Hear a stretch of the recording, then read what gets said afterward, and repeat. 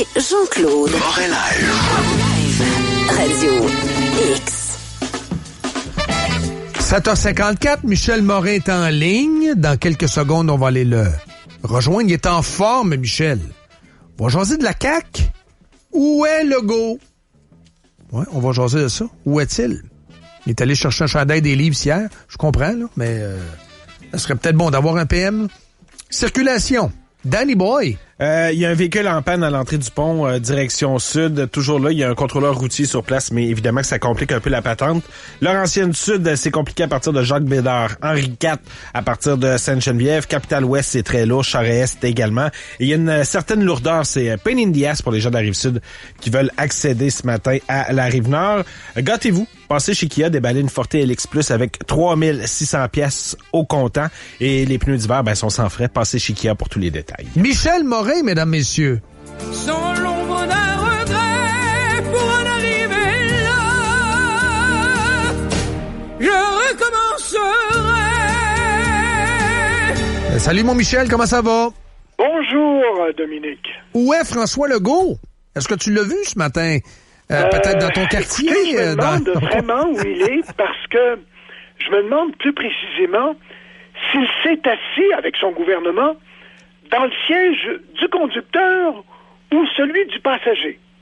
Parce que j'ai l'impression que depuis, ils sont là depuis 6 semaines quand même, que depuis 6 semaines, sur des dossiers importants qui avaient déjà été étalés sur la place publique, eh bien, le gouvernement Legault est silencieux jusqu'ici. Je vais vous en donner 4 ou 5, là, que j'ai bien identifiés. Good.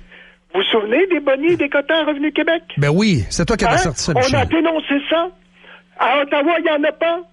Eh bien, qu'est-ce qui arrive? Ça prend pas 6 semaines pour dire au ministère du Revenu, c'est terminé. C'est contre l'éthique. C'est contre votre code d'éthique. Ces bonnies des quotas qui mettent les vérificateurs et les vérificatrices de Revenu Québec en potentiel conflit d'intérêts. Même chose pour les trop-perçus. Vous vous souvenez que les trop-perçus d'Hydro-Québec? Oui, non, mais vas-y, Michel. 1,4 milliard. Mais Michel. 1,4 milliard. Ils auraient pu les rembourser. Michel, je trouve ça bon. C'est parce que c'est ton scope, les bonnies. Je veux qu'on reste là juste un petit peu. Parce que c'est quand même toi qui as développé ça. Puis, je trouve qu'on passe un peu vite ce matin. Je trouve ça très bon que tu parles des bonnies. Restons-en au point 1, juste un peu pour expliquer aux gens que ça serait facile pour Éric Girard, le nouveau ministre des Finances, de dire publiquement et à l'interne également d'envoyer une directive. Dorénavant, il n'y en a plus. Ça se fait bien. C'est un ministre qui est frais. C'est un ministre qui est là pour imprégner justement sa conduite et son style. Ce que tu dis ce matin, c'est que ça serait facile pour Legault ou son ministre des Finances de dire « ça suffit ». C'est ça, dans le fond. Ça ferait ton affaire, ça, si Éric Girard sortait, Non seulement la CAQ a-t-elle dénoncé dans l'opposition, mais même le Parti social-démocrate, Parti québécois, a dit, en parlant de ça, que c'était un racket Revenu Québec. Tout à fait. Quelle bonne nouvelle on pourrait annoncer à toutes les PME du Québec, à tous les contribuables qui sont solvables, où on sait qu'il y a des bonnies pour les employés de Revenu Québec qu'il n'y a pas, comme je le répète, à Revenu Canada. Voilà un bon signal pour dire désormais, il n'y aura pas de conflit d'intérêts. Nos vérificateurs vont vérifier s'il y a des problèmes, eh bien, les contribuables en paieront le prix. Mais s'il n'y en a pas, ils feront pas des extrapolations. J'ai assisté à un procès la semaine dernière. 19 millions de cotisations sur la base d'extrapolation, pardon. Oui, tout à fait. Ça a été dit en cours. On a fait un échantillon, puis on a extrapolé. Ça a été dit en cours, mon cher Dominique. Alors voilà, c'est un signal que le ministre, comme vous venez de le dire, M. Girard, pourrait dire désormais au Québec, il n'y en a plus. On a assez d'avoir 2 ministères du revenu, les seuls en Amérique du Nord à avoir cet héritage. On a assez d'avoir ça. au moins, ne mettons pas les employés de Revenu Québec en conflit d'intérêts. Ça, c'est très bon. Donc, Legault est assis sur ses deux mains. Il y a date qui a fait absolument rien. Ça prend pas 6 semaines à dire ouvertement, c'est terminé. On les a dénoncés, non seulement nous, mais le Parti québécois, on les a dénoncés, c'est terminé. Good. Voilà une mesure, là, ça prend un communiqué de presse sur CNW. C'est tout ce que ça prend. Deuxièmement, vous avez vu comment ils ont reculé sur les trop perçus d'Hydro-Québec? 1,4 milliard. On a suggéré, vous et moi, il y a quelques semaines, qu'on pourrait très bien rembourser ça sur une période de 10 ans et éliminer, sur une période de 10 ans, potentiellement, toute augmentation de tarifs d'électricité pour les Québécois. Ça n'aurait pas fait mal à l'État. Parce que s'il y en a eu des augmentations de tarifs d'électricité, c'est bien à cause de ces trop perçus, de l'argent perçu en trop. On a vu M. Gérard, on revient à ça, on est sur les gros dossiers ce matin, mon cher. Oui. M. Gérard qui dit, on a un surplus de 3 milliards. Une semaine plus tard, il n'est plus là, le surplus, puis on a l'impression qu'il est en train de fondre comme neige au soleil. Ben oui, il y avait un surplus de 3 milliards, autorisé, dois-je le rappeler, confirmé par la vérificatrice générale en pleine campagne électorale. Quand Legault a donné la main à Couillard, tu t'en souviens, Michel, au lendemain de l'élection, Legault avait dit « Les livres sont beaux, les livres sont beaux ». Donc, en voulant dire « Ils sont beaux », la fameuse expression « les vallées verdoyantes de Landry ». C'était ça, là, les surplus de 3 milliards. Pouf! Éric Girard, la semaine passée, nous dit qu'il n'y en a plus, c'est fini. C'est pour ça que je me demande, là, ce matin avec vous, s'ils sont assis dans le siège du conducteur ou du passager. Parce que j'ai l'impression qu'ils sont ballottés par des fonctionnaires qui gagnent 2-3 fois plus, les hauts fonctionnaires, qu'eux-mêmes, comme ministres ou comme députés. Excellent. Alors donc, la semaine passée, un autre dossier, 12 parcs éoliens, je pensais que c'était terminé, moi, avec celui de Port-Cartier. Ils sont encore là. Est-ce que le gouvernement peut dire c'est terminé? On n'en a pas besoin de ces parcs éoliens qui nous ont coûté si cher, qui ont contribué, justement, avec les trop perçus, à augmenter les tarifs chez Hydro-Québec. Dernier sujet que j'ai identifié, parce que les gens ont tenté d'informer les ministres, parce que Hydro-Québec est en train de se faire battre à plate couture. Les médias n'en parlent pas. Mais je suis ce dossier-là. Sur la ligne de transport électrique entre le Saguenay et Montréal, eh bien, il y a 5 citoyens, là, qui ont gagné en cour d'appel toute une série de décisions. Hydro-Québec est maintenant devant la Cour suprême et le jugement, je vous le dis ce matin, mon cher Dominique, Hydro-Québec va perdre. Il y a 37 000, ça c'est beaucoup au Québec, là, 37 405 lots où Hydro-Québec a des servitudes illégales depuis 40 ans. Ça va coûter cher tantôt. Vous pensez que ça va coûter à Hydro-Québec? Il faut absolument maîtriser ce dossier-là. Est-ce que le nouveau ministre de l'Énergie, qui, à mon avis, n'a aucune expérience et en énergie et en mine, c'est quelqu'un de chez vous, ça, à Québec, là? Ben oui, ben là. Alors, quel curriculum est là pour s'occuper? Alors, ça, vous voyez, là, tous les sujets dont je viens de parler, il y en a plusieurs qui touchent Hydro-Québec. Est-ce que M. Legault veut se préserver la relation privilégiée avec le président d'Hydro-Québec et a mis faire valoir un ministre qui ne connaît rien à l'énergie, qui ne connaît rien aux mines? Parce qu'il a beau avoir eu des compétences avec M. Labaume, mais c'est pas un curriculum d'un gars qui connaît l'énergie. Et ça m'amène à une autre question. Le M. François Legault a écarté de son cabinet des gens extrêmement intéressants, ou en tout cas, il les a mis à l'ombre. Yuri Chassin, c'en est un. Yuri Chassin, oui. Mais oui, Yuri Chassin, c'est un gars qui a justement dénoncé les parcs éoliens. Il était trop de droite. Il était trop de droite, Michel. C'était bien. La gang de Montréal était bien nerveux. Cible préférée et des péquistes et des libéraux. Mais là, il y avait des compétences naturelles.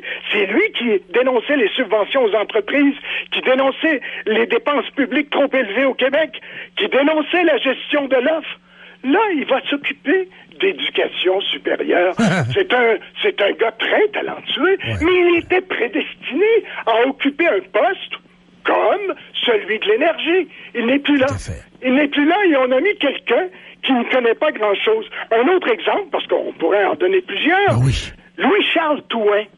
Oh, je C'est connais un pas, gars lui. de Lanaudière, ça, OK. qui a été élu dans le comté de Rousseau, un avocat, un maire, un préfet. Ce gars-là connaît beaucoup de dossiers, notamment celui dont on vient de parler, là, toute la question des servitudes illégales d'Hydro-Québec au Québec sur 37 405 lots. Eh bien ça, lui, il connaît ça. Et il connaît les affaires municipales. Il a contesté le passage de la ligne d'Hydro-Québec pour des questions de bruit au-delà des normes permises. Il n'y a pas beaucoup de monde qui savent ça.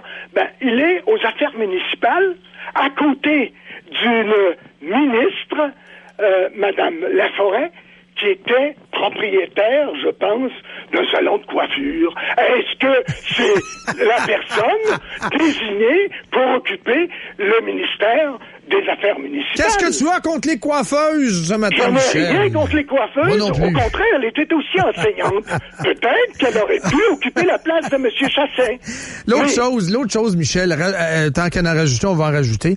Hier, François Legault, il est allé dans un genre de je me mêle pas de mes affaires.com, là, aller dire à Ford comment gérer son ministère de l'Éducation. Je comprends que l'histoire des Franco, c'est troublant, je pense, mais en même temps, Legault donne des leçons à Ford, devrait s'en venir ici et mettre au pas les hauts fonctionnaires qui sont en train de contrôler le gouvernement pas à peu près. Entre autres, le ministère de l'Environnement. Il a nommé une junior, Marie-Chantal pas de trait d'union, qui sait pas quoi dire. Là, c'est le ministère qui va gérer la patente au bout du compte. Et elle va se retrouver, comme tu le dis si bien, sur le siège du passager. C'en est un autre exemple, ça, quand même, patent. Absolument. Et M. Legault, sait-il qu'il y a en Ontario 2 universités bilingues? Sait-il qu'il y a un système d'enseignement en Ontario avec des écoles francophones, autant au primaire qu'au secondaire, avec plein de possibilités, des choses qui n'existaient pas il y a 20 ou 30 ans? J'ai habité à Ottawa pendant une dizaine d'années. Je sais de quoi je parle. L'Université Laurentienne dans J'ai eu mon premier permis de conduire en Ontario. Alors, écoutez, mais t'as raison, la Michel. place du français en Ontario, c'est amélioré comme c'est pas possible si on regarde ça sur une certaine période. Alors, il faut le projet de l'université francophone, écoutez, quand on a 2 universités bilingues comme Ottawa, l'université d'Ottawa, là, je pense que c'est 40 000 étudiants, c'est pas des petites L'université d'Ottawa, t'as la cité universitaire, la cité collégiale à Ottawa Collège Algonquin. T'as Laurentienne à Sudbury aussi, je pense, Michel. Oui, absolument, l'Université Laurentienne de Sudbury. Alors, écoutez, les francophones d'Ontario, ce qui n'est pas rapporté actuellement dans les journaux, j'ai vu ça nulle part, les francophones d'Ontario sont bien mieux équipés qu'ils ne l'étaient. M. Ford est pris avec un déficit. Je ne sais plus où il est rendu sur un déficit, mais il était de 15 milliards il y a quelques semaines. Écoutez, il faut qu'il coupe. C'est sûr que c'est pas des dépenses énormes. On parle de 100 millions de dollars. Mais quand même, il faut couper à un moment donné. Et moi, je sais pas, mais la rentabilité, la perspective de cette université-là, j'en suis pas très certain. Vous savez qu'en Ontario, il doit y avoir une quinzaine d'universités, mais pour 600 000 francophones, il y a quand même 2 universités bilingues. La faculté de droit, par exemple, à l'Université d'Ottawa, c'est aussi bien le common law que le code Napoléon, que le code civil.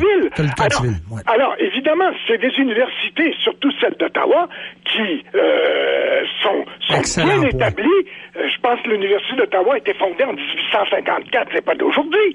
Alors donc, je veux dire, c'est un peu gênant d'un premier ministre d'aller, je ne sais pas s'il a parlé du carbone, il voulait convaincre, il avait dit à M. Trudeau qu'il le convaincrait, lui, du marché du carbone. Je pense qu'il n'a pas très bien réussi. On n'en a pas parlé, en tout cas. Donc, en François Legault revient à la maison et commence à te réveiller. Ben, il va falloir, parce qu'actuellement, là, on se pose beaucoup de questions sur ce gouvernement. Il va falloir qu'il prenne des décisions qui soient conformes à ses engagements et à son programme. Michel, bonne semaine. Merci. Bye-bye. Michel Morin, à Radio X. Morin Live. Radio X, le meilleur. Si vous tenez à votre troisième lien, lâchez-les pas. Moi, il y a un point que j'aimerais quand même noter à ces gens-là qui font les manifestations sur le troisième lien. C'est pas le troisième lien, c'est un deuxième lien de remplacement. Faut être lucide, le pont de Québec ne sera plus en état très vite. Débattez, est-ce qu'on peut se passer du pont de Québec? C'est ça la question. Avec Vince Cochon et Laurence Gagnon. Lundi au vendredi, 9h30. Radi, 9h30. Radi, 9h30. Radi, 9h30.